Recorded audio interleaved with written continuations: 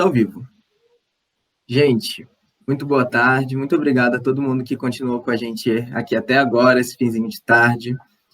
Nós temos uma palestra que foi muito esperada, muita gente curtindo lá nas nossas redes sociais, bastante gente mesmo. Acho que a gente teve 20 mil visualizações no Twitch sobre essa palestra. Então, assim, muito bom. Esse aqui é o professor Carlos Menck. Ele trabalha, né, com luz ultravioleta, reparo de DNA. Ele vai se aprofundar com a gente hoje nesse tema. Fiquem à vontade para perguntar, todas as perguntas serão repassadas aqui. E é isso. Seja muito bem-vindo, professor. Obrigado pela participação. Boa tarde, Davi. Boa tarde, Tiago. Boa tarde a todos. É uma satisfação poder participar desse evento de vocês. Eu queria dar parabéns pela iniciativa. Eu acho que certamente está sendo um grande sucesso, porque vocês estão trabalhando duro, e isso vai ter um impacto forte na vida de vocês, sobretudo aqueles que organizaram, e espero que dos outros também. E eu queria também parabenizar vocês pelo nome do centro acadêmico de vocês, Barbara McClintock, que foi, obviamente, uma das heroínas que descobriu o processo de transposição, e isso em 1940 e pouco, e ganhou o prêmio Nobel depois, 40 e tantos anos depois, absolutamente merecida por um trabalho que só foi visto em bactérias depois. Então, vale a pena estudar, inclusive.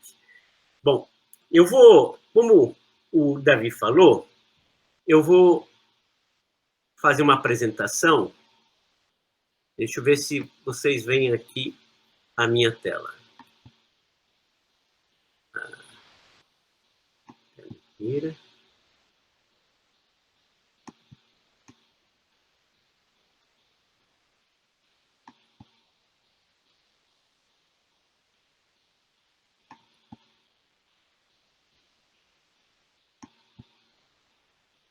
Ele não está, ainda não está vindo, né?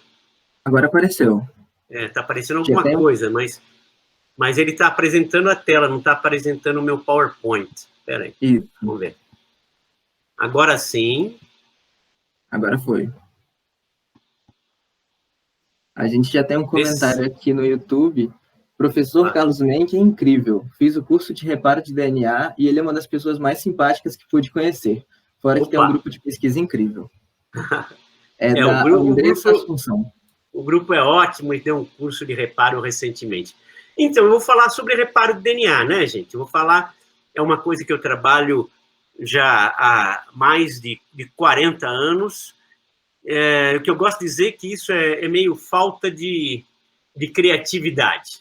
Mas eu vou tentar chegar a mostrar para vocês que isso talvez tenha uma certa importância. Vou falar principalmente de câncer, vou falar um pouquinho de envelhecimento e aí a relação, obviamente, com luz solar.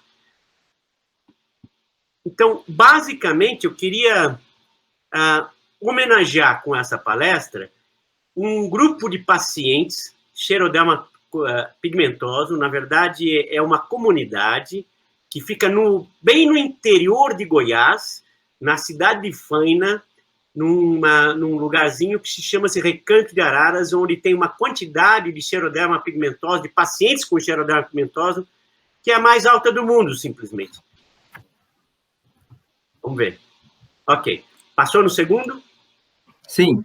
Ok. Então, essa é a comunidade de Araras, que em Faina, no meio do interior do Brasil. Vou falar um pouquinho deles depois, tá? Eles têm essa doença Xeroderma pigmentosa, que já eu vou explicar de novo para vocês.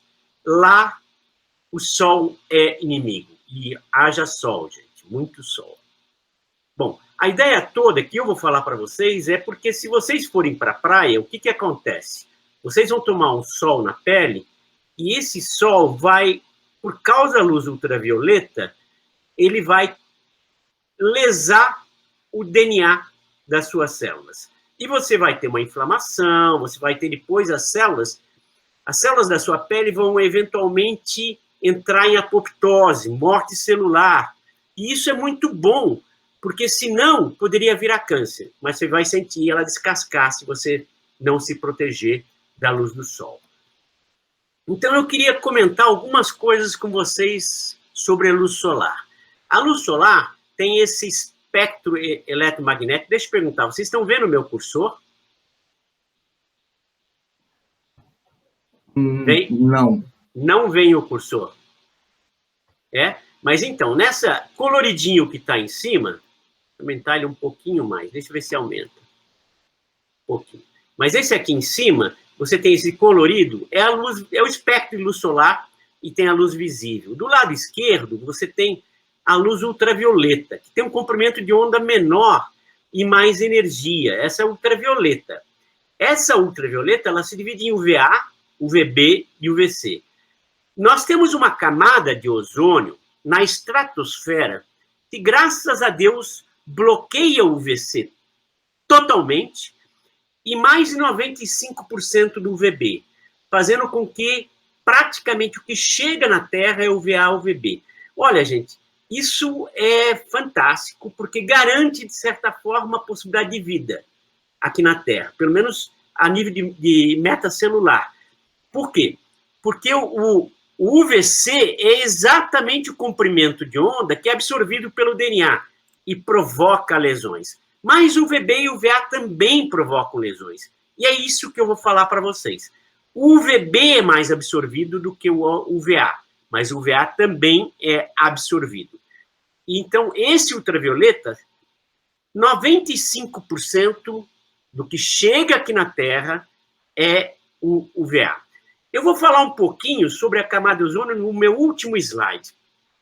E eu vou querer chamar a atenção para vocês, porque eu descobri uma coisa recente, que eu não sabia simplesmente, e fiquei sabendo, que mostra a fragilidade dessa camada de ozônio e o cuidado que a gente vai ter que tomar daqui para frente. Bom, a luz solar, então, tem UVA e UVB. A luz solar, a UVA, ela penetra muito mais na derme do que a UVB. Ela praticamente não é absorvida pelo DNA. Então, a gente tem uma tendência de não se preocupar com ela. Eu, inclusive, achava que o UVA não valia absolutamente nada. Eu não tinha que se preocupar com nada. E eu fui visitar os pacientes lá em Goiás. E vocês acreditam que eles me perguntavam, fui medir a luz ultravioleta daquela região. E eu cheguei simplesmente... Quando chegava, tinha um pouquinho de UVA, eu falava assim, vocês não têm que se preocupar com isso. Mas isso ficou na minha cabeça. E por isso a gente começou a estudar um pouquinho mais UVA aqui no laboratório. Então, o que acontece? Aqui é uma das cadeias, aqui no lado esquerdo, é uma das cadeias do DNA com algumas bases. E vocês têm aí a setinha vermelha que mostra que quando você irradia com UVB, você pode gerar dois tipos de lesão. Dímero de pirimidino ciclobutano ou dímero de pirimidino 6,4-PP, o que está mais à direita. E o UVB, ele também pode provocar processo de oxidação, que gera uma base oxidada, tem aí marcado 8-oxiguanino, ou mesmo quebra no DNA. Então, mas o UVB principalmente forma esses dímeros de pirimidina. E o UVA? O UVA forma principalmente quebras e bases oxidadas. E até pouco tempo atrás, eu digo 2003, o pessoal achava que o UVA não gerava dímero de pirimidina. Lê do engano. Então, um grupo de franceses descobriu que provocava dímero de pirimidina. Só que isso já tinha sido visto aqui no Brasil por um inglês que estava na UFRJ. Ele mostrou que o UVA também gera e forma dímero de pirimidina, do tipo CPD.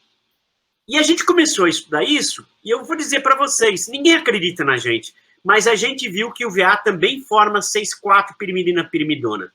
E as pessoas não acreditam na gente, mas gente, o dado é o dado científico que a gente obtém, e a gente praticamente já demonstrou isso. As pessoas é que não acreditam muito, mas tudo bem. Inclusive tem efeito biológico. Então, tudo isso para dizer para vocês que o efeito de luz UVA nem é muito bem conhecido. E, principalmente, o que se acredita é que teria um efeito a nível de lesão no DNA. Tá? alvear. Bom, gente, e essa tal de xeroderma pigmentosa? O que é? Xeroderma pigmentosa é uma doença, é uma síndrome de reparo do DNA, com deficiência em reparo do DNA. Xeroderma significa pele seca, pigmentosum, pigmentado. Então, essas pessoas, elas têm, nas regiões que estão expostas à luz solar, elas têm muitas lesões de pele. E eu chamo a atenção para vocês, qual que é a região mais exposta à luz solar? Gente, é o rosto. Então, essas pessoas são extremamente agredidas no rosto. Por quê? Porque vão formar lesões no rosto e vão ter câncer no rosto. E daí vão tirar esses pedaços do rosto, gente. É um negócio, assim, muito triste, muito difícil desses indivíduos. Então, essa doença é uma doença muito rara. A frequência é de entre 1 para 200 mil e 1 para 1 milhão. A gente acredita que o Brasil deve ter um pouco mais de 200 pacientes xeroderma pigmentoso. Talvez um pouco mais, tá? E a gente ainda está descobrindo. Só que em Faina, em Goiás, a frequência, gente, calculamos no município, é uma frequência de 1 para 400. Significa que lá tem 20 pessoas, tá? Que são afetadas. Essas pessoas têm alta fotossensibilidade e altos níveis de câncer de pele. 20 a 30%, atenção, gente, 20 a 30% desses pacientes, não mais, eles têm problemas neurológicos e envelhecimento precoce. A gente está fazendo um levantamento de quais são as mutações que afetam os pacientes xeroderma pigmentosos brasileiros. E, por sorte, 80% dos brasileiros, dos pacientes xeroderma pigmentosos, eles têm mutações que não envolvem problemas neurológicos, não envolvem envelhecimento precoce. O problema deles é um defeito no reparo DNA, que foi descoberto em 1968, esse problema, por um americano chamado James Cleaver. Uma descoberta absolutamente fantástica. Então, na década de 90, os genes envolvidos nesse processo foram clonados. E os genes têm esses nomes que vocês veem, XPA, XPB, de xeroderma pigmentosa, XPA, XPB, e vai até XPG. Tem um nome mais esquisito também, que é RCC3. O RCC3 é o mesmo que XPB, tá bom? E também tem um XP, que a gente chama de XP variante, que eles têm a capacidade de reparar, de eliminar, remover a lesão normal. Mas eles têm um defeito no processo de replicação de lesão. Eles têm defeito numa DNA polimerase que faz síntese translesão. E aí ele chama XP variante. Aquele pessoal de Goiás tem defeito em XP variante. E por isso eu vou falar bastante deles aqui para vocês. Os mais frequentes são XPC, das mutações aqui no Brasil que dão xeroderma pigmentoso, são XPC e XP variante. É basicamente 40% dos pacientes têm XPC, 40% têm XPV, e os outros têm as outras mutações. Tá bom? Ok. Esse aqui é um esqueminha, gente, em que eu não vou poder apontar com apontador, mas basicamente vocês têm que imaginar que essa bolinha amarela é uma lesão no DNA, e vocês têm aí duas formas de reconhecimento. Uma que é ligada à transcrição, nessa tem aí marcado à sua esquerda, em cima, a RNA polimerase, que encontra a lesão, e esse bloqueio de transcrição é que faz reconhecimento da lesão. Ou então, alguns genes, entre eles XPC e XPE, eles reconhecem a lesão no genoma global, e depois ele vai fazer vão ter uns processos de helicase, em que um fator de transcrição, que tem o XPB e o XPD, abrem a fita, e você tem duas tesourinhas que estão embaixo, marcado como XPF e XPG. São duas endonucleases que quebram o DNA na região que tem a lesão. Quebrando o DNA, fica um buraco. E daí tem um processo de replicação que replica normalmente, e você removeu a lesão.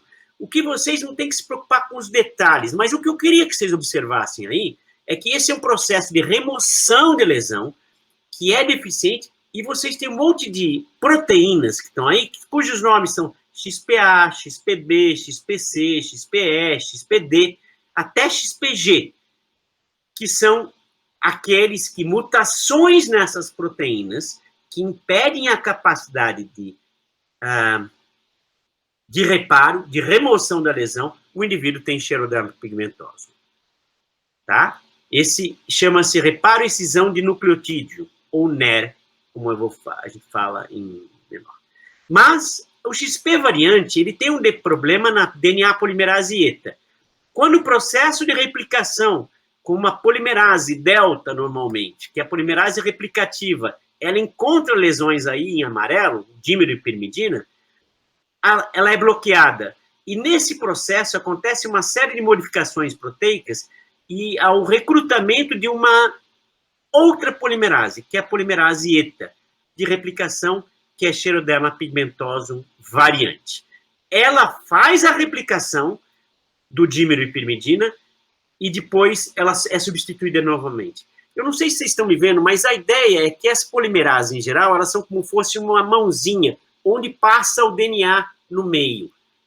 Essas polimerases de síntese translesão, como a polimerase ETA, ela é uma mãozinha mais aberta, que permite a passagem pelo dímero de pirimidina e a replicação correta do dímero de pirimidina. Basicamente, é essa a ideia. O defeito em XPV, o indivíduo também tem xeroderma pigmentosum. Ok. Esse é um gráfico, imagino que vocês já devam estar vendo o gráfico, de câncer de pele na população normal. Então, em amarelo, você tem a população normal e quantidade de câncer de pele. E o que você vê é que a maior parte das pessoas com idade acima de 50, 60 anos acabam tendo câncer de pele, né? É normal ter. Para os pacientes xeroderma pigmentosa, esse câncer de pele, está aí a curvinha em azul, meio esverdeado, e você vê que a maior parte tem câncer de pele antes dos 10 anos. E, em geral, eles podem morrer antes dos 20 anos se eles não se protegerem da luz solar. Eles, se protegerem, eles podem ter uma vida quase que normal. Quase que normal, porque é muito difícil viver sem o sol.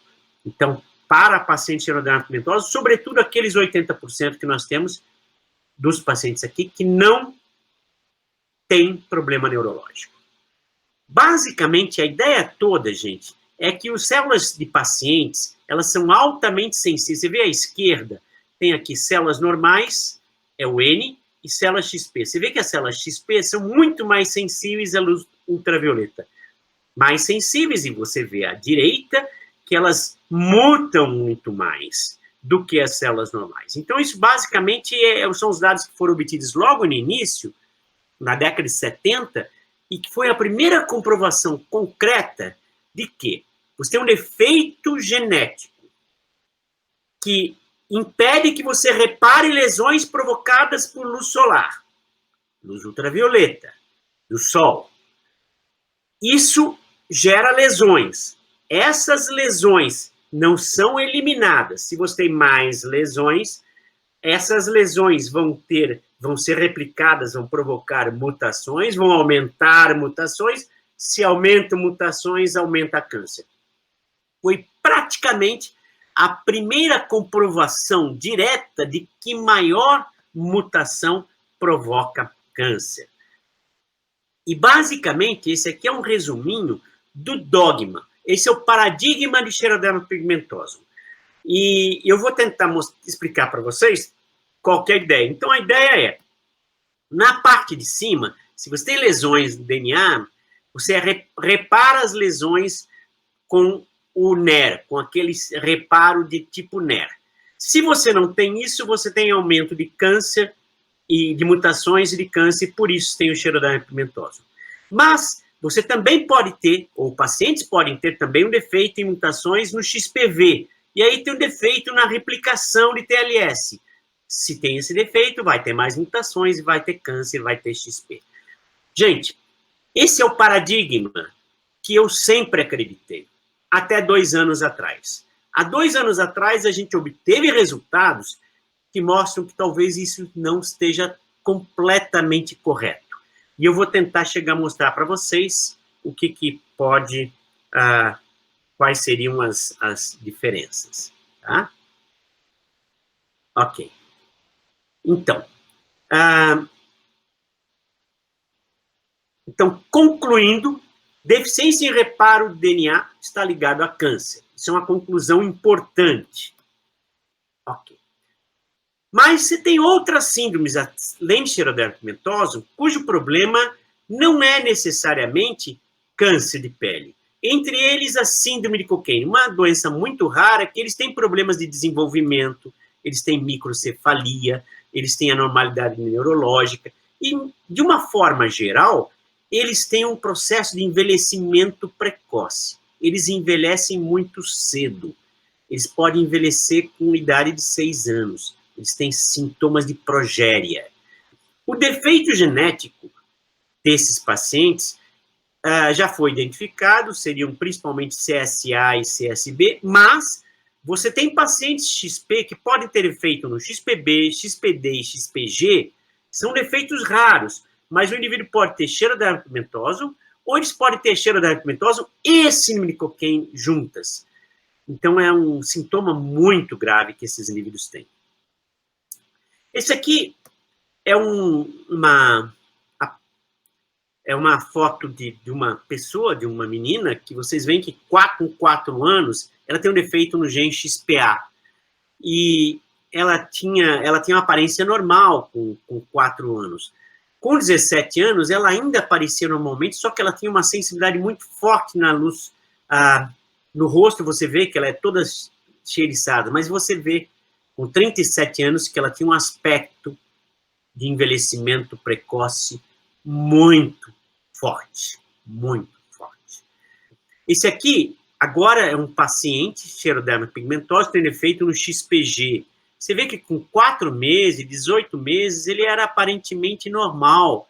Ele começou a apresentar problemas com xeroderma pigmentosa, mas muito rapidamente ele teve problema de desenvolvimento, começou a definhar microcefalia, e daí ele, com 6 anos, ele já tinha essa aparência de velho. Ele tinha um envelhecimento precoce. Ele tinha, então, apresentou sintomas de xeroderma pigmentosa com síndrome de Cockayne. Outros animais, o pessoal fez, desde a década de 90, quando clonou os genes, o pessoal começou a fazer animais com defeito em xeroderma pigmentosa. Isso foi feito e claramente se conseguiu alguns camundongos cujo sintoma era de envelhecimento precoce. E aí tem alguns exemplos, porque eles têm deficiência em reparo de DNA. Então, o reparo de DNA está ligado diretamente a proteger a gente de envelhecimento precoce. Então, de fato, se você não tem reparo de DNA, você tem defeito em reparo, você pode ter câncer e pode ter também neurodegeneração, ou você pode ter as duas coisas. Então, o processo está relacionado com isso. E nesse próximo slide, eu queria chegar a mostrar para vocês, fazer uma síntese de que se pensa hoje a respeito de lesões não reparadas. Então, aí em cima você tem um DNA que está bastante com vários tipos de lesões diferentes, entre elas, no meio tem o C grudado com o T, que é o dimerilpimidina. Se as lesões não forem reparadas, de uma forma simplista, a gente pode dizer que tem 2 consequências. Pode ter mais mutação e pode ter morte celular.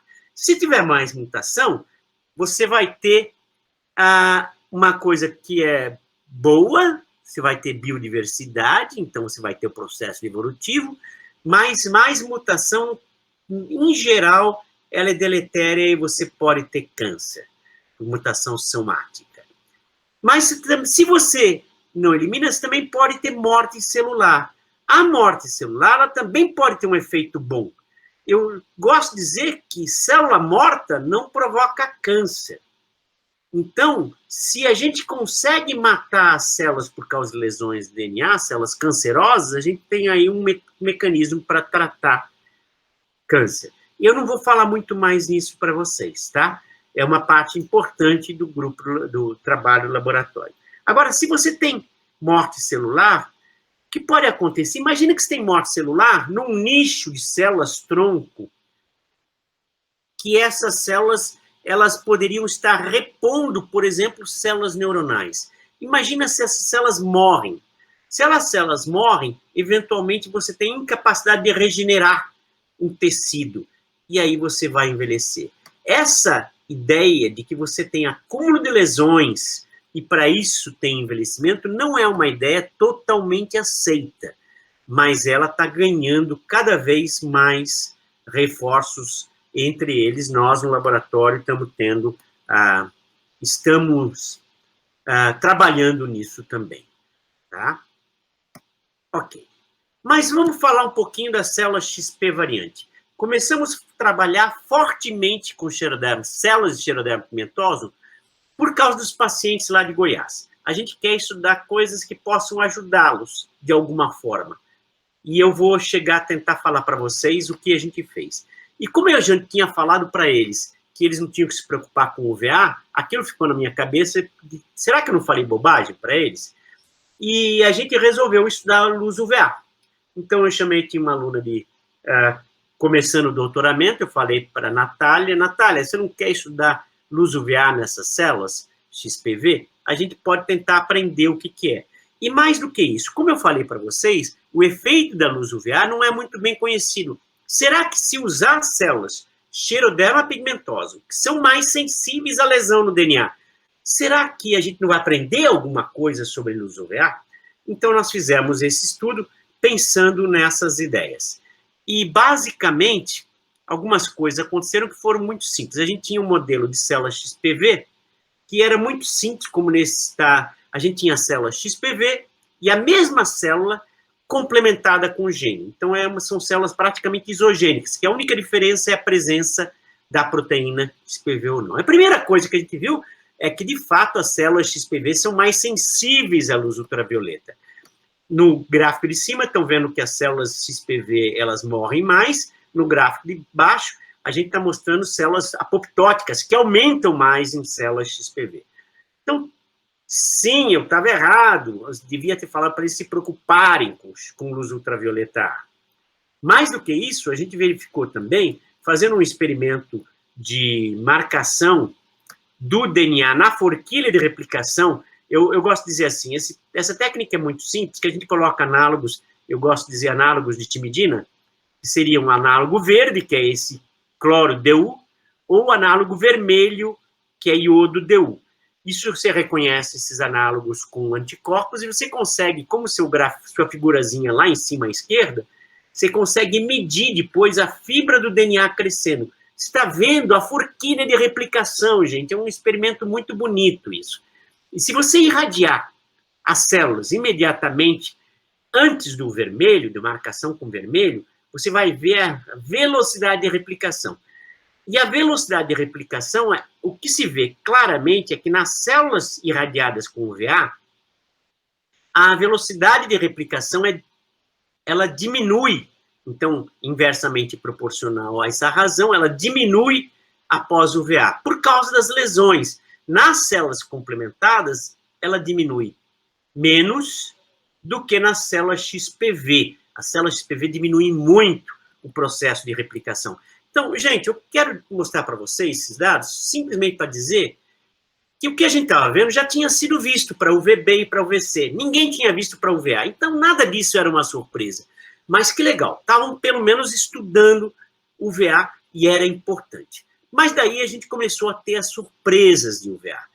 E aí primeira surpresa que eu quero mostrar para vocês é que a gente fez ensaio cometa, que a gente verifica quebra no DNA, e quebra principalmente após uma enzima que cliva a base oxidada, e faz um cometa. Você faz uma eletroforese e o núcleo se espalha, fazendo um cometa mesmo. Por isso ele chama-se ensaio cometa.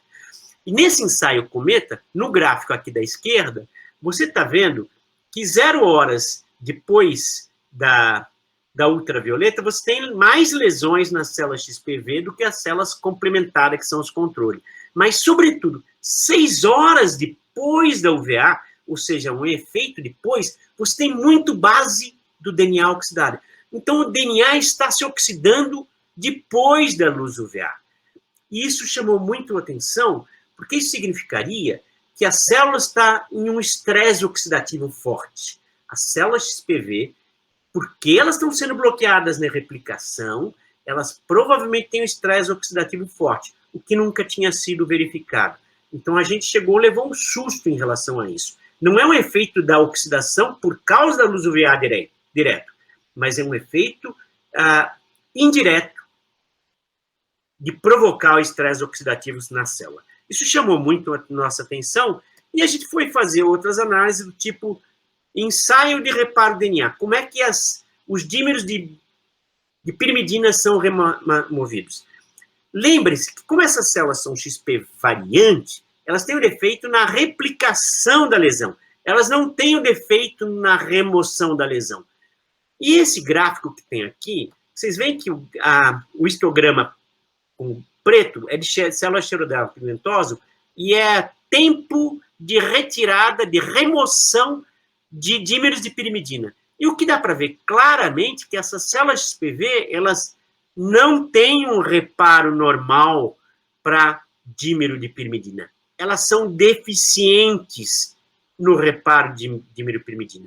Isso quando a Natália me mostrou isso, eu falei para ela, como é que você vai explicar isso? Não tem muito jeito, você está errada, pode fazer de novo. Ela fez 10 vezes isso, observou 10 vezes a mesma coisa, daí a gente tinha que explicar. Alguma coisa estava acontecendo que o reparo do DNA estava deficiente. Eu não acreditei, a gente fez um outro ensaio, nesse outro ensaio mostrou que também era um reparo deficiente. Foi um ensaio de luciferase, em que eu leso com luz ultravioleta C um plasmídio que tem lá o gene da luciferase. Então, quando ele não tem reparo do DNA, quando ele tem reparo do DNA, ele vai expressar muita luciferase e vai dar luminescência. Quando não tem reparo do DNA, vai ter menos luminescência. E a gente mediu isso. É uma medida indireta de reparo do DNA, da capacidade de reparo das células. E o que se vê claramente no seu gráfico aqui à direita é que as células XPV, quando elas estão irradiadas com UVA, elas têm muito menos reparo. Isso aqui é uma demonstração que essas células XPV, elas estão deficientes para reparo. Como assim? Por quê? E aí a gente foi olhar na literatura, o que a gente viu é que o Peter Carroll já tinha relatado isso em uma situação muito especial com fotossensibilizador, com uma substância que, em pessoas que são que fazem transplante, elas tomam uma substância que compromete o sistema imunológico dessas pessoas para não ter rejeição no transplante. E só que elas desenvolvem câncer de pele. E o que ele verificou é que essas células, quando tratadas com UVA e esse fotossensibilizador, elas ficam deficientes em reparo, porque tem oxidação das proteínas de reparo do DNA. E a gente viu que as proteínas das células XPV, elas também são oxidadas. Essas barras pretas que a gente mediu foi proteína carbonilada. Então, as células XPV, elas têm mais oxidação proteica do que as células controle. Eu chamo a atenção que as células controle também têm oxidação das proteínas, tá bom, gente? Ok. Então, só para chegar a concluir essa parte, esse experimento, ele demonstrou, de certa forma, que as células XPV, elas não são só deficientes em replicação de síntese de translesão, mas elas também têm um estresse oxidativo ROS muito forte, que faz com que elas também tenham defeito de reparo do DNA.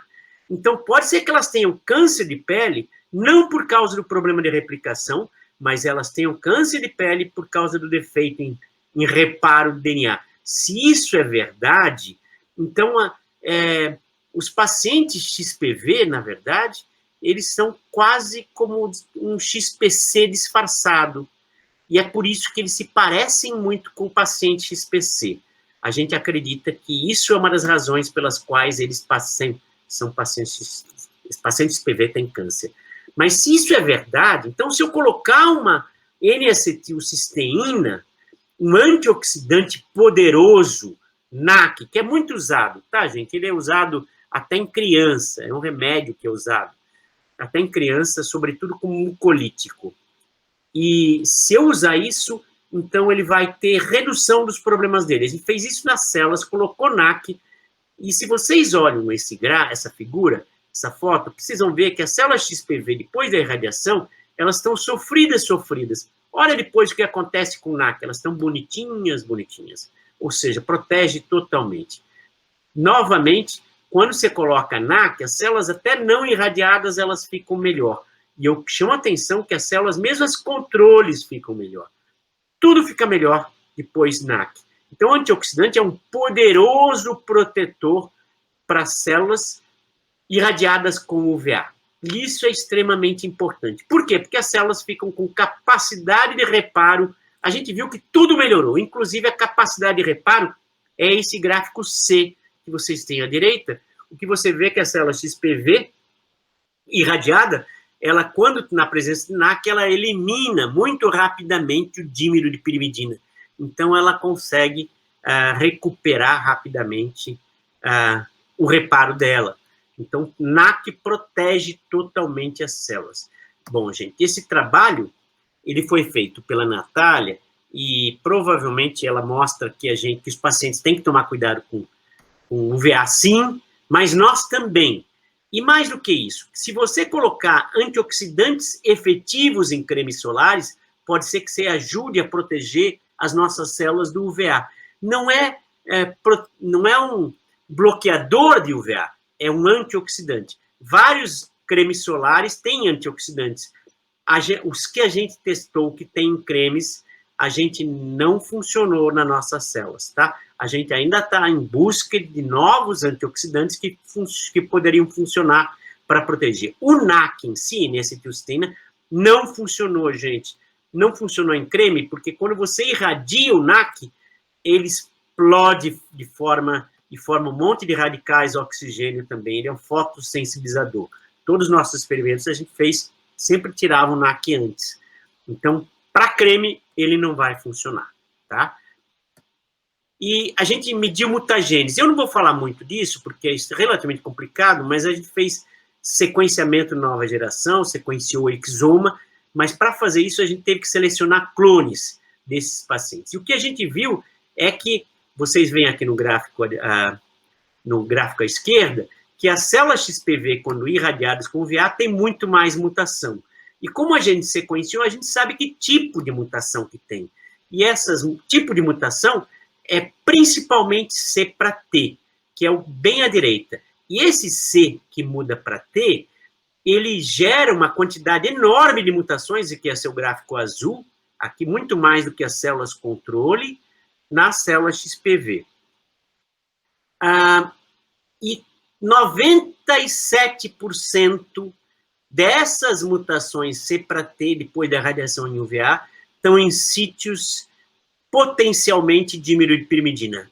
Tem sempre uma pirimidina próxima. Então, a gente acredita que o alvo, de fato, na mutação, é o dímero de pirimidina. Por outro lado, também tem mutações C para A. E a gente verifica que essas mutações C para A, elas são normalmente associadas a radicais de oxigênio, bases modificadas de radicais de oxigênio. E a gente viu isso para o UVA, mas a gente viu que também só o fato de ser célula XPV, ela tem mais dessas mutações, o que pode implicar que isso está acontecendo para os pacientes naturalmente, independente da irradiação, eles teriam essas mutações aí também. A gente viu o espectro de mutação, a assinatura de mutação, que nada mais é do que você verificar a mutação C para T, você vê as vizinhas, e você verifica que a maior parte dessas vizinhas estão aqui, essa assinatura 7 é a assinatura mutacional de luz ultravioleta. E a gente vê no D, na linha D, que a maior parte das mutações que a gente vê em células UVA, irradiadas com UVA, essas células XPV, elas têm um padrão que é a assinatura 7. Essa assinatura 7 é a assinatura de câncer de pele. Então, é muito interessante, que é muito próximo ao que nós temos com isso, mais do que a assinatura que a gente viu nas células controle, muito próximo ao câncer de pele. E a gente viu isso em termos de decompôs, e a gente viu esse vermelho aí, é o tipo de mutação que tem, é principalmente devido ao câncer de pele. Essa é a assinatura que a gente viu. Esse trabalho foi feito pelo Tiago e pela Natália. Bom, gente, o que você espera encontrar num lugar que chama-se Recanto das Araras, em Goiás? Você espera ter muita arara? Você espera ter muito tucano? Ou você espera ter muito paciente xeroderma-pigmentosa? Pois bem, gente, os três, tá? Tem muito tucano, tem muita arara, mas também tem muito paciente xeroderma-pigmentosa. Eu não posso mostrar aqui a animação, mas basicamente a ideia é que Araras fica bem no meio do Brasil. Isso aqui, se vocês prestarem atenção, tem Brasília e tem Goiânia, está a 250 quilômetros de Goiânia. Esse azinho aí mostra.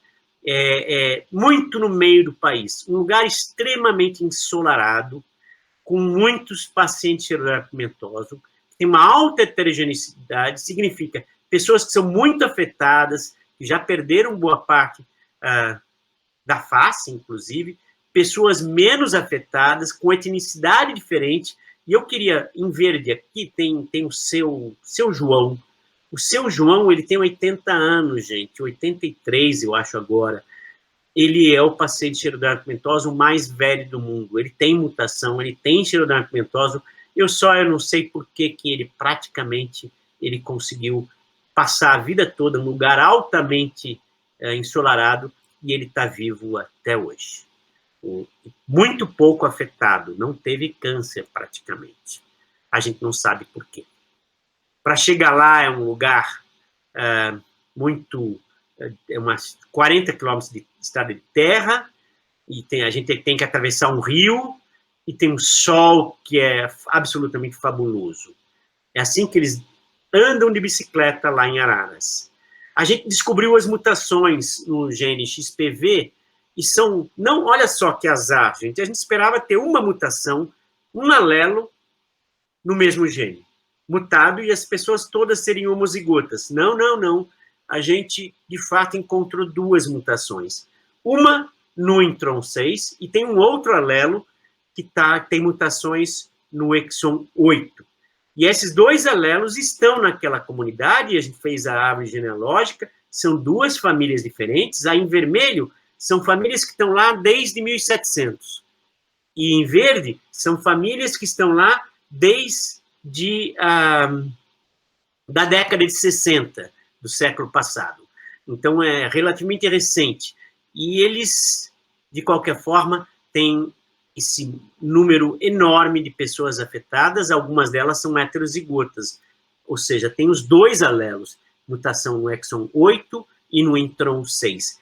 E esse em vermelho é a mutação no intron 6. Só que quando a gente estava escrevendo o paper, quando a gente estava mandando publicar o paper, a gente descobriu que tinha essa mutação já sido descrita na Espanha, no País Basco, mais especificamente. Então, a Lígia Veridiana, que fizeram esse trabalho, a Lígia foi atrás para procurar informação a respeito desses pacientes do País Basco. E aí, ela fez um trabalho de verificação de polimorfismos que mostra que o haplótipo mostra ancestralidade. E o que ela viu é que os pacientes de Goiás, que têm mutação no exon 6, é esse gráficozinho assim do canto, gente, eles têm um pedaço deles que é igualzinho ao dos pacientes da Espanha. Isso significa, gente, que eles são parentes, que divergiram há mais de 200, 300 anos. Ela pode calcular isso. Então, esse pessoal provavelmente saiu da Espanha, de alguma forma pode ter ido para Portugal, a gente acredita que a família que tem lá só tem nomes portugueses, e foram para o sertão de Goiás. E estão lá desde 1700, 1800, pelo menos. E agora, o que é muito interessante é que tem vários pacientes lá no País Basco. Eles encontraram vários pacientes que a gente analisou eles. Curiosamente, os pacientes de Goiás, eles são mais próximos de uma determinada família lá dos País Basco do que a relação entre as famílias do País Basco em si. São mais parentes dessa família do que entre eles lá no País Basco. Mostra um pouco a história. Você pode fazer com genética, você pode ver história, gente. É muito interessante isso. Bom, gente, eu não vou entrar muito em detalhe, mas a gente pegou tumores desses pacientes, tumores de pele, e a gente levou um susto, porque primeiramente, a gente viu um tipo de assinatura de câncer de pele como esperado. A gente esperava encontrar isso tudo nos pacientes, mas só que a gente encontrou 4 de 11, seja muito frequente, gente, 4 de 11 dos tumores de pacientes xerodermatoventosos de Goiás, eles tinham uma assinatura completamente distinta. São esses que estão aqui embaixo em vermelho. São esses 4. Você vê que é completamente diferente dos outros 7. Pessoal, essa assinatura, ela está principalmente correlacionado a fumo, a mascar tabaco, gente. Então está aqui um resumo do que a gente viu dos grupos. Esse trabalho foi feito pela Juliana, Camila e Tiago, mas o que eu queria dizer para vocês, gente, é que eu sempre falei para aqueles pacientes que eles não devem fumar, mas eu digo isso para todo mundo, eu digo isso para todos vocês, não fumem, porque isso pode criar problemas, você pode ter câncer. Agora, o que eu sei agora é que esses pacientes de HPV, eles são especialmente susceptíveis ao fumo. Então, agora, eu vou quase proibir eles de fumarem, porque eles são muito suscetíveis, eles podem ter câncer de pele, gente, que tem essa assinatura de cigarro, e não de tabaco, basicamente, e não assinatura de câncer de pele. Seriam para 4, pelo menos 4 dos tumores. Então, esse é praticamente o meu último slide de dados, e falo sobre a camada de ozônio. Então, a camada de ozônio protege o nosso DNA, isso é verdade. E vocês já devem ter ouvido falar da depressão da camada de ozônio. A camada de ozônio está na estratosfera e ela, de fato, tem um buraco que aparece, o buraco da camada de ozônio, que aparece entre os meses de primavera na Antártica. Então, a gente foi para lá no mês de novembro, eu fui medir, e a gente tem um esquema de sensor para medir lesão. E eu medi lesão de DNA lá na base brasileira, que fica na pontinha da península do continente antártico, que está aparecendo aqui no meio de um buraco da camada de ozônio, nessa figura da NASA. Pessoal, eu fiquei muito frustrado, porque quando eu estava lá, a gente acompanhava a medida da camada de ozônio, e ela estava 350 Dobson units, 250, isso não é buraco da camada de ozônio, tá bom? Não é buraco. Em nenhum momento lá eu estava com buraco, mas eu medi assim mesmo. Tive problemas, quebrei meu pé, fiquei direto na camada, lá na base, foi muito ajudado pelos marinheiros da base, a quem eu devo boa parte desse trabalho, mas quando eu voltei com DNA irradiado na Antártica, e a gente mediu a quantidade de lesão. Quem fez isso foi uma cubana, a Fabiana Fontes Leão, uma colaboração que a gente tem com o grupo de Cuba, e assim, muito legal, gente, quando ela fez esse dado, eu não acreditei. Ela verificou que mesmo não tendo buraco da camada de ozônio, você tem uma relação, quanto menor a camada de ozônio, de 250, 270, você tem mais lesão no DNA, mais dímero de pirimidina, gente. E isso deu uma correlação significativa. Esse nível da camada de ozônio, de 270 Dobson units, ele aparece no nosso verão. Então, a gente tem que tomar cuidado também, gente. Gera mais lesão. Agora, deixa eu falar uma coisa para vocês que eu aprendi depois, respondendo o revisor, na verdade, desse paper, que eu não sabia. Porque ele pergunta, o que é Dobson unit? É a medida da espessura da camada de ozônio. E eu achava que era 300 metros. Não, gente. 350 Dobson units equivale a 3,5 milímetros. Então, a camada de ozônio tem 3,5 milímetros. Vocês imaginam o que é isso? essa camada de ozônio está nos protegendo, mas só que ela é muito frágil, tenham isso em mente, a gente ainda não terminou o problema do buraco da camada de ozônio, pode ser que ele piore. Se a gente continuar com o problema, a gente não sabe o que o problema de mudanças climáticas vão afetar na camada de ozônio. Temo que pode afetar negativamente. Tá bom, gente? A gente tem que tomar cuidado com a nossa camada de ozônio. Bom, gente, é isso que eu tinha para falar para vocês. Aqui eu sou mero Relações Públicas do laboratório, tem esse pessoal todo que ajudou, e aí vocês veem, em preto são as pessoas que contribuíram mais diretamente com o trabalho. Vocês têm aí à direita várias colaborações que a gente tem. Eu destaco a doutora Sulamita Shaibub, de Goiás, que ela foi a dermatologista que descobriu os pacientes xerodermatomentose de Goiás.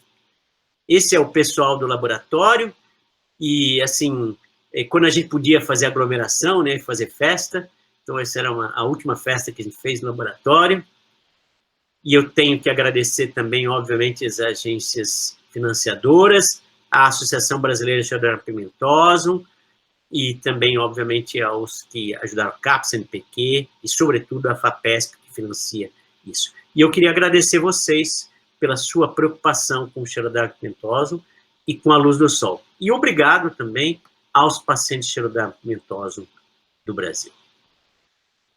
Ok? Eu vou tirar a apresentação. Não sei se vocês não pararam, não gritaram, eu não parei, gente. Eu tenho certeza que se fosse um evento presencial, estaríamos todos aplaudindo. Com certeza. Eu agradeço de qualquer forma. Espero que tenha sido, pelo menos, razoável. Quem sabe a gente vai ter oportunidade de falar com vocês diretamente em algum momento. Tomara. E pessoal, com certeza nós temos interesse. Fique à vontade quando quiser voltar. Nossa, professor, muitas perguntas. O pessoal está interessado. Eu fiquei muito impressionado, realmente. A primeira pergunta que a gente tem aqui é da Vitória. E professor, o que você acha sobre a eficiência de produtos cosméticos com ação de anti-aging, né? A eficácia é real mesmo? Então a gente está falando muito aí de eficácia, numa eficácia de remédio para a Covid, né? Então a gente fica pensando a respeito disso. Não tem, esses produtos anti-aging não tem nada que comprove. A gente acha que agora, com essa descoberta da gente de processo de oxidação, a gente acha que a gente tem um sistema em cultura celular que pode medir e pode eventualmente identificar algum agente antioxidante forte que vai nos proteger também da luz UVA.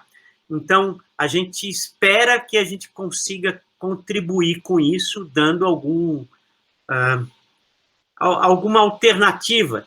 Eu vou dizer para vocês, sinceramente, a gente vai buscar isso para os pacientes XPV, mas o que a gente vai observar certamente será útil para toda a população em relação ao sol, tá? Eu tenho certeza disso.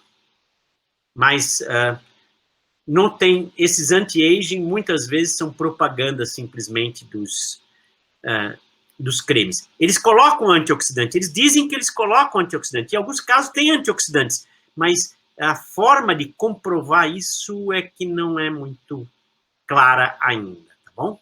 Eu acho que a gente consegue estudar isso um pouco melhor de agora em diante. Perfeito, muito obrigado. Tem uma pergunta aqui do Eduardo Martins, que é se ocorrer um diagnóstico precoce, se é possível fazer um tratamento. Então, a gente não tem tratamento, Eduardo, para xerodermatomentose. Ainda não existe tratamento. E, sobretudo, essas pessoas, elas podem desenvolver câncer de pele e, sobretudo, peço, por favor, se vocês souberem de alguém, falem para não fazer terapia fotodinâmica. Há uma tendência desses pacientes de quererem fazer terapia fotodinâmica para tirar o tumor. Isso não ajuda. Isso cria um problema. Eles são mais sensíveis, em geral, também à terapia fotodinâmica. Hoje em dia, nós estamos alegando que esses indivíduos, quando tem um câncer mais agressivo, talvez eles possam ter benefício da imunoterapia, que é um processo terapêutico extremamente caro, que eles aparentemente pode funcionar melhor em xeroderma pigmentosa do que uma pessoa com câncer agressivo normal, uma pessoa normal. E agora, só que tem uma coisa, se essas pessoas, e isso provavelmente é válido para 80% dos nossos pacientes, gente, que não tem problema neurológico, não tem outro tipo de problema, o principal problema que eles têm é de câncer de pele. Se eles se protegem no câncer de pele, sem exposição à luz solar, eles podem ter uma vida quase normal. Eu não mostrei para vocês, mas tem uma foto de um livro-texto que mostra uma menina, Xeroderma pigmentosum, que ela tem 18 anos e ela simplesmente conseguiu trabalhar, se protegeu a vida toda, ela conseguiu trabalhar como modelo, menina muito bonita, e ela continuou bonita. Claro, ela era pintadinha, mas ela continuou extremamente bonita e uma vida normal. Claro, naquilo que a gente pode dizer o que é normal, uma pessoa que não vê o sol, tá? Totalmente protegida o tempo todo. Tá? Perfeito, muito obrigado. Tem duas perguntas aqui sobre o NAC. A primeira é do Eduardo Martins, e é se o NAC não pode afetar outras funções da célula. E a outra aqui é da Danis Vânia, ela fala que foi exposta a uma UV por horas, devido a uma falha em um aparelho, e ela pergunta se ela deve começar a usar os cremes antioxidantes para ter menos probabilidade de adquirir um câncer de pele. Não, ela já foi exposta. Então, vou responder ela primeiro, tá? Ela já foi exposta, ela tem que continuar se protegendo, e, sobretudo, se ela foi exposta há algum tempo, provavelmente o sistema de reparo dela funcionou, protegeu ela, tá? E ela ela deve não se expor muito à luz solar normalmente, só isso. Deve se proteger de agora em diante, e não deixar, não pode, tem que tomar cuidado com o uso do UVC. O UVC você não pode se expor. As pessoas, às vezes, usam e se expõem no microscópio, tá? Principalmente pessoas ligadas à biologia, biotecnologia, pode se expor, e cuidado, cega, tá? Cega. Então, toma muito cuidado com o uso do UVC de qualquer forma. Com relação ao uso do NAC, o uso do NAC, ele é vendido em pacotinho de 600 miligramas, eu recomendo fortemente para qualquer coisa. Eu acho que ele protege, porque ele resolve uma série de problemas que nós podemos ter de oxidação interna, tá? Então, não é problema. A gente ficou até chateado quando a gente viu esse efeito de luz UVA em cima do NAC, que é grave para os pacientes PV. Mas eu não colocaria NAC em creme, porque ele é um fotossensibilizador. Ele absorve a luz solar e emite e gera um monte de radicais de oxigênio. Então, é o contrário daquilo que a gente gostaria de ter. Para creme não funciona, mas oral você pode funcionar. Pode funcionar para pacientes? Pode. A gente só não sabe. Só não sabe que funciona, e a gente não teve nenhum teste nesse sentido, a gente não sabe nem como fazer esse teste, para falar a verdade, tá? Um teste clínico em pacientes. E é perigoso, claro. Perfeito. Tem mais uma pergunta aqui da Flaviane Rocha. Ela diz: o senhor pode explicar sobre a mutação no intron? Geralmente os introns não são retirados no processamento e ficam somente os exons. Nesse caso, o intron fica retido normalmente? Então a gente estudou isso. É a primeira base. Os introns, em geral, todas excelentes perguntas, viu, pessoal? Muito obrigado. O intron, ele é extremamente conservado no comecinho dele e no finalzinho dele. Tem uma sequência GA-UG. Essa é a sequência que o que nós vimos foi a mutação na primeira base do intron. E nós estudamos isso. O que acontece? Acontece que ele deixa de ser eliminado e faz uma proteína com defeito. É isso que acontece nesses pacientes. A gente verificou isso, a gente confirmou que esse intron não é eliminado. Tá? Por isso que ele tem esse defeito. Tá bom? Respondeu? Perfeito. Tem uma pergunta que surgiu aqui no final, como o senhor quebrou o pé? Fazendo medida, eu fui, não devia ter ido, era perto da base, e como era perto, tipo 100, 200 metros, eu desobedeci uma das regras principais lá, que é não andar sozinho de jeito nenhum.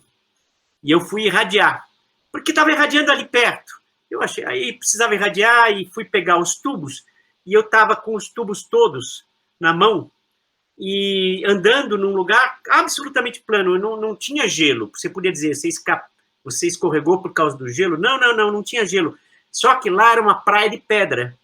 E depois eu passei por lá de novo, o que acabou acontecendo? Provavelmente aconteceu que eu pisei numa pedra maior, uma pedra grandona. E essa pedra grandona, um seixo, né?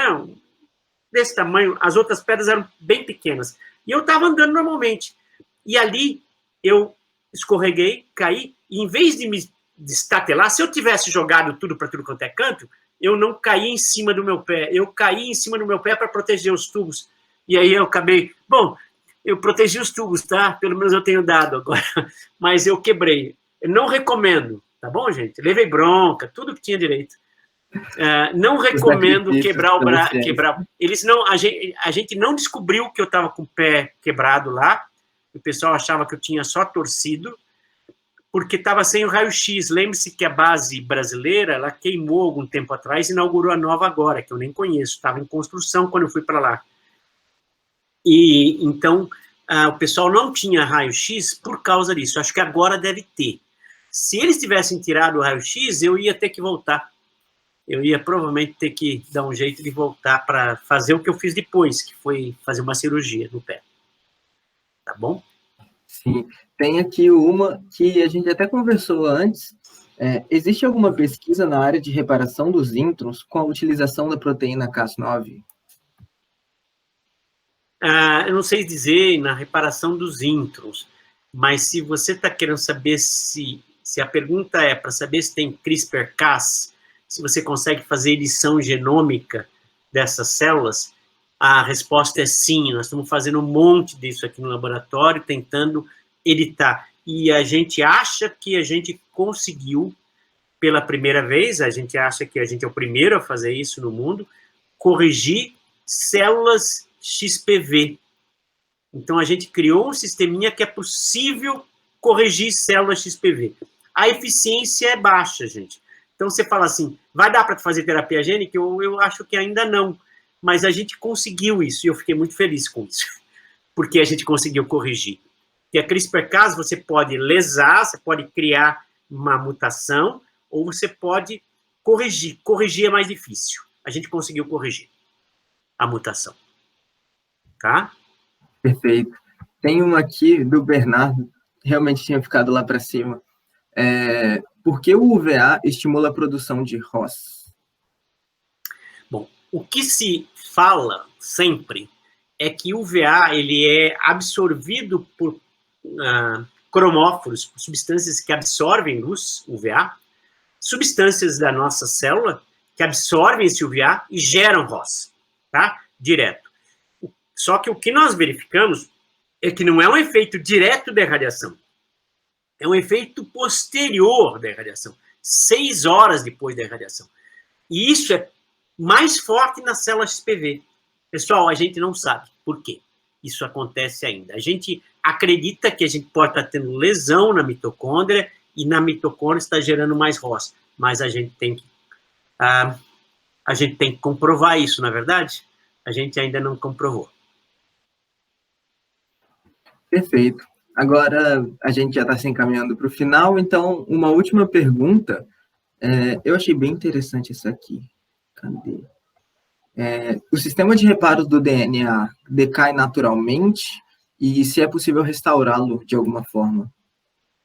Excelente pergunta. Isso, estou imaginando que ela está perguntando com relação ao envelhecimento, né?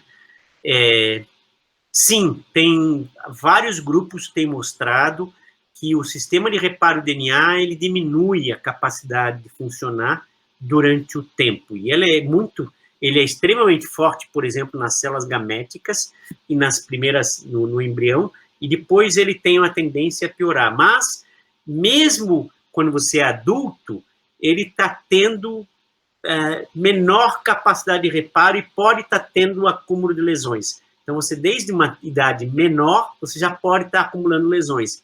Essas lesões podem se acumular e, com a idade, você vai ficando velho. É só isso. Então, não é necessariamente o decaimento do reparo, mas também acontece. Mas é o acúmulo das lesões. Isso tudo está em jogo.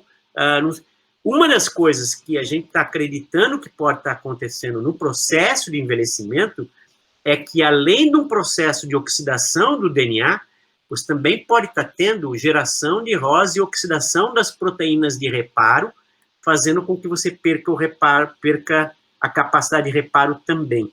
Então, esse processo de envelhecimento parece que caminha junto e você perde um pouco a capacidade de reparo. A gente ainda não sabe dizer se a gente tem mais célula carbonilada. Tem gente que acredita que, piamente, que isso acontece. A gente ainda não conseguiu demonstrar isso. Tá bom? Perfeito. Eu juro que essa é a última. Vamos lá, a Davi. última era útil, mas o pessoal pediu aqui no chat. Qual a sua hipótese para a longevidade daquele paciente com XP que já estava bem mais velho? A gente tem uma hipótese que a gente não consegue comprovar. A gente tem células dele, tá? A gente foi pegar. Quando a gente viu que ele era Xeroderma pigmentosum mesmo, e ele nunca tinha tido tumor, a gente falou, tem que pegar as células dele. A gente pegou, a gente tem as células dele, fibroblastos. Obviamente, tudo isso é feito com comitê de ética, com termo de consentimento. Aliás, os pacientes, eles são extremamente colaborativos, tá, gente? Extremamente colaborativos. E, então, o seu João, ele entregou as células, só que o que ele tem? A gente pode fazer uma série de coisas, mas só que a gente tem um indivíduo só. Então, a gente não vai ter muito número, a gente não vai ter como comparar muito. O que eu acredito que esse indivíduo tem um sistema imunológico muito bom. E que quando está desenvolvendo o tumor que aparece, o sistema imunológico faz com que esse tumor simplesmente decaia. De certa forma, isso aconteceu recentemente porque ele teve um câncer no olho. E daí todo mundo estava preocupado porque isso ia piorar. E o câncer sumiu sozinho, gente. Sumiu sozinho. Então, pode ser que seja por isso. Ele é muito menos afetado que os outros. Entre as fotos que eu tenho, tem um senhor que já faleceu, o Zezinho, que tinha a mesma idade, perto de 80 anos, mas ele era muito afetado. Ele praticamente já não tinha maxilar, ele tinha um monte de problemas, o Zezinho, não conseguia falar direito, e ele é um dos que mascava tabaco, viveu a vida assim. A gente falava para ele assim, o senhor não pode tomar sol, ele falava, daí ele pegava o cavalo e ia embora tomando sol. Mas é assim, ele poderia ter se protegido melhor, mas ele viveu até os 80 anos, quase 80 anos, pelo menos. Tá? É o Zezinho que a gente chamava ele. Tá bom? Eu queria dizer mais uma coisinha, Davi, que para mim foi muito importante, que eu gostaria de deixar essa manifestação minha. Eu sempre fui um rato de laboratório, sempre trabalhei em laboratório o tempo todo.